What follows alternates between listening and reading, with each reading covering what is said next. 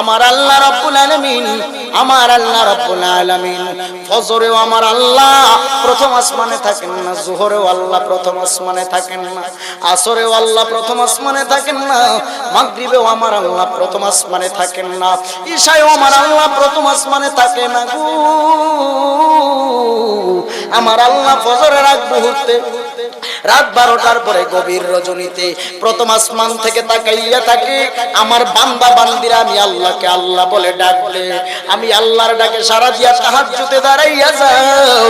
আমি আল্লাহ তোর জিন্দেগির গুনাহ মাফ করার জন্য প্রথম আসমান থেকে তোরে দেখতেছি।